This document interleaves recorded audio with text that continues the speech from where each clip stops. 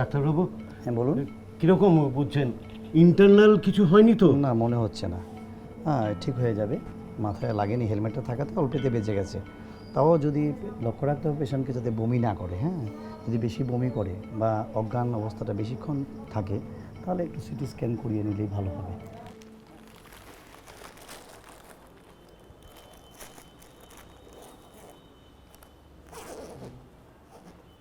হ্যাঁ, এটাই অঙ্কুশের ব্যাগ। আমরা তাহলে কনফার্ম হলাম এটা একটা অ্যাটাক ছিল। আচ্ছা, অঙ্কুশের কি কোনো অ্যাফেয়ার বা কারোর সাথে শত্রুতা ছিল? আমার জানা নেই। ওর কোনো বেস্ট ফ্রেন্ড?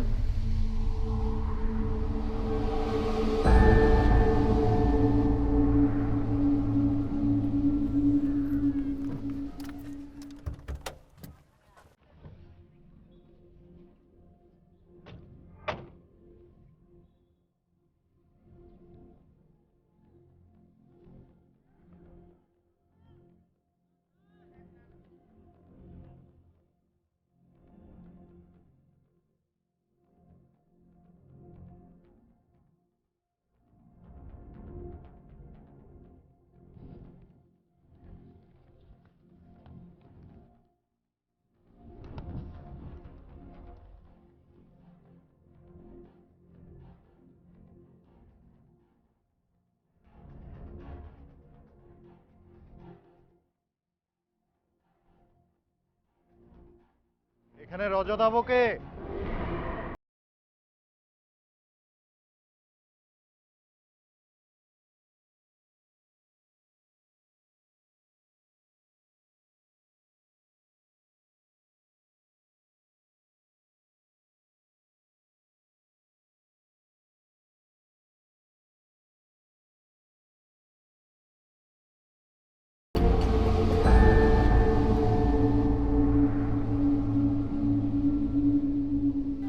আচ্ছা রজতাব, অঙ্কুশ তো তোমার বেস্ট ফ্রেন্ড তাই না? হ্যাঁ ও ইনজিওর্ড, হসপিটালাইজড, জানো তো? হ্যাঁ জানি। তো দেখতে গেলে না ওকে? বাড়ি থেকে না করেছে। কেন? মানে একটু অন্যরকম ঘটনা তো তাই। অন্যরকম? কিরকম? না মানে ওই মানে ও তো মানে আরে ভয় পাচ্ছ কেন? আচ্ছা যাক, বলো তো অঙ্কুশ কি ধরনের ছেলে?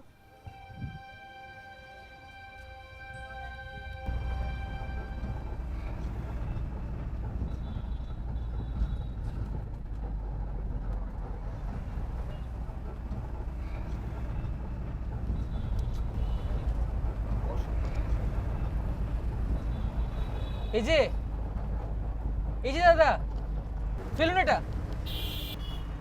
কেন? এই যে দেখছেন না পিছনে লেখা আছে। আরে ওম্মা, হ্যালো, আরে আমাদের অসুবিধা হচ্ছে, ফেলুন এটা। তুমি কেডা? হেরা দি কেউ কিছু কইতাছে না, হ্যাঁ? আরে হ্যাঁ?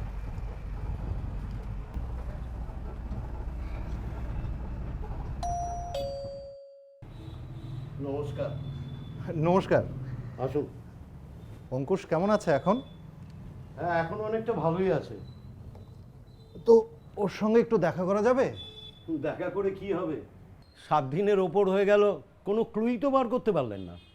দেখুন, আপনি জানেন যে আগামী পরশু স্বাধীনতা দিবস, তাই আমরা একটু ব্যস্ত ছিলাম। প্লিজ লিভ হিম। যা আবার হয়ে গেছে, ও প্রাণে বেঁচে ফিরে এসেছে, দ্যাট ইজ এনাফ। আপনি কি বলছেন মিস্টার রায়চৌধুরী? এরকম একটা কেস, অ্যাটেম্প টু মার্ডার, আর আপনি বলছেন ছেড়ে দেব? সরি টু সে, আমরা আপনাদের উপর কোনো ভরসাই করতে পারছি না।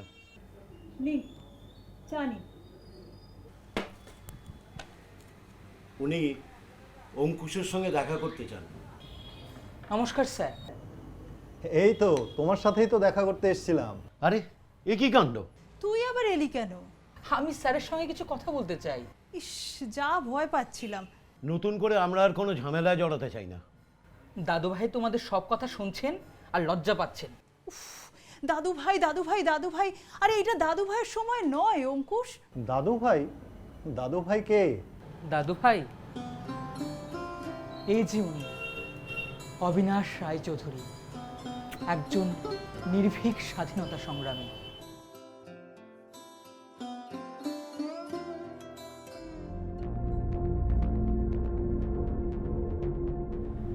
এই তো এখানে এখানে এখানে এখানে। ঠিক চিনতে পারছো তো জায়গাটা? হ্যাঁ হ্যাঁ হ্যাঁ। ঠিক আছে, গাড়িটা থামাও।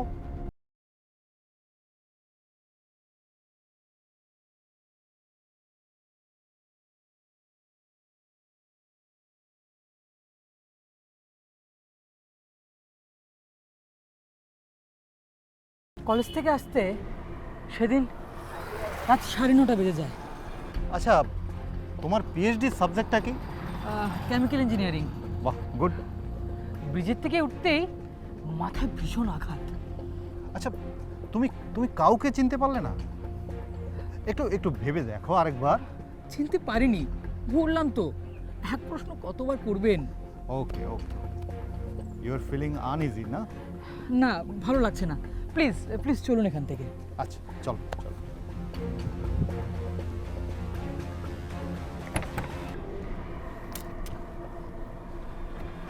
চলো, গাড়িটা সামনে থেকে ঘুরিয়ে নাও।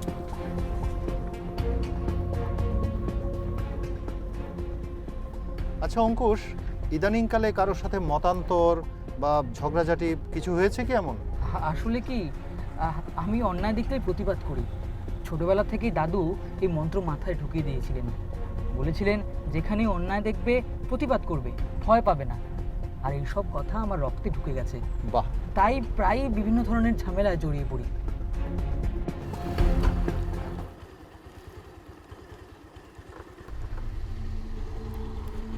ঠিক আছে, চলো আসছো।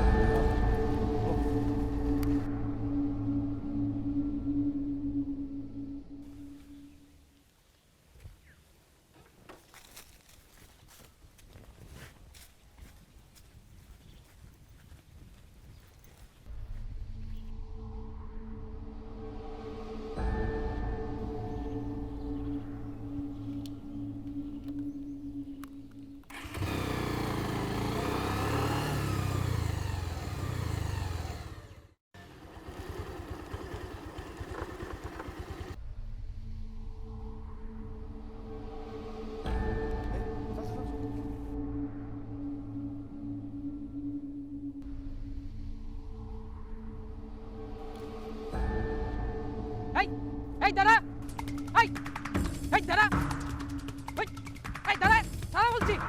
এই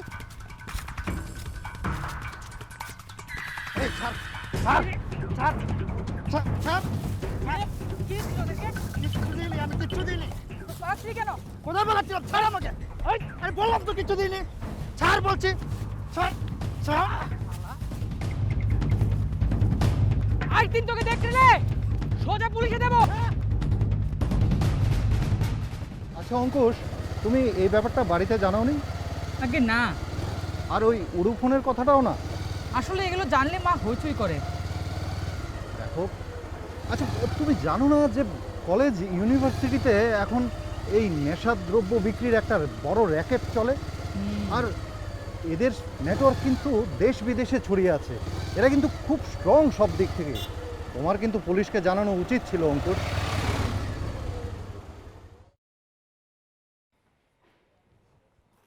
মা, ও মা, ফ্ল্যাগটা কোথায়? ও মা। আরে কি হলো, কি চেঁচাচ্ছিস কেন? আমার কি ফুরসত আছে এখন তোর পতাকা খুঁজে দেওয়ার? আরে কালকে স্বাধীনতা দিবস তো, পতাকা তুলবে না? আচ্ছা বল দেখি, এই হয়েছে এক হ্যাপা, পতাকা বের করে দাও, পতাকা বের করে দাও। এখন আমার আলমারি, ওয়ার্ড্রপ সব ছানতে হবে। সারা বছরে তোলপাড়ে এই এক টুকরো কাপড় কোথায় পরে কোনো ঠিক থাকে? এক টুকরো কাপড়? তুমিও বলছো এটা?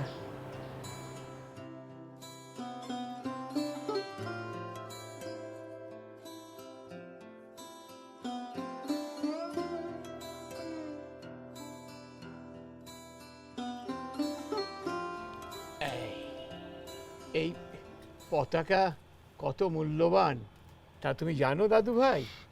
এক টুকরো কাপড়ের দাম আর কত হবে? 10 টাকা। 10 টাকা?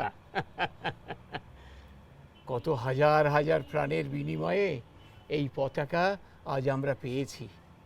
এই পতাকার জন্য ব্রিটিশের বিরুদ্ধে কত লড়াই। তুমিও লড়াই করেছো? হ্যাঁ, আমি তখন স্কুলে পড়ি। দ্বিতীয় বিশ্বযুদ্ধ চলছে, গান্ধীজি ডাক দিলেন। আমরা তখন ওই স্কুল কলেজ থেকে ছাত্রছাত্রীরা সব রাজপথে নেমে এলো। তাই নাকি? হ্যাঁ, ইংরেজের লাঠির আঘাতে আমার পায়ের হাড় ভেঙে 3 টুকরো। এক টুকরো কাপড়ের জন্য এত সব? এক টুকরো কাপড়? এই না না না দাদু ভাই, এই 3টে রং আর এই অশোক চক্র আর এই নির্দিষ্ট মাপের আকৃতি নিয়ে এটা যখন আমাদের সামনে এসে দাঁড়ায়, তখন আর এটা এক টুকরো কাপড় থাকে না, তখন এটা হয়ে ওঠে আমাদের স্বাধীনতা, আমাদের ঐতিহ্য আর গর্বের মহামূল্যবান আমাদের জাতীয় পতাকা। আচ্ছা দাদু ভাই, তুমি এই 3টে রঙের অর্থ জানো? না তো, রঙের আবার অর্থ হয় নাকি? হ্যাঁ, সব রঙের অর্থ হয়। এই যেমন ধরো, এই যে গেরুয়া, এর অর্থ সাহস আর শক্তি। সাদা, এর অর্থ শান্তি আর সত্য। আর এই যে সবুজ, সবুজ রঙের অর্থ হলো উর্বরতা আর প্রগতি। তাহলে পুরোটা কি দাঁড়ালো? সাহস আর শক্তি দিয়ে সত্য আর শান্তি প্রতিষ্ঠা করো এবং উর্বরতাকে কাজে লাগিয়ে প্রগতির পথে এগিয়ে যাও। চলো এইবার তুলি আমরা।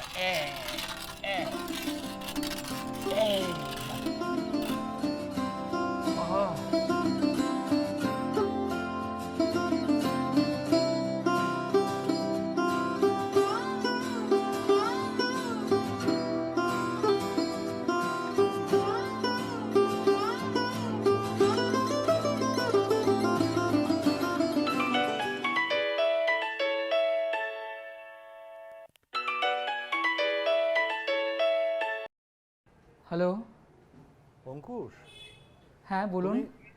তুমি এক্ষুনি একটু থানায় আসতে পারবে? এখন? হ্যাঁ, খুব জরুরি। আচ্ছা ঠিক আছে ঠিক আছে, আমি আসছি ঠিক আছে। আসুন।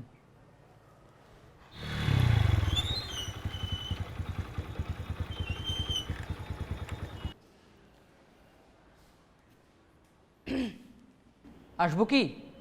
ও এসছো, চলো আমার সাথে চলো। চলুন।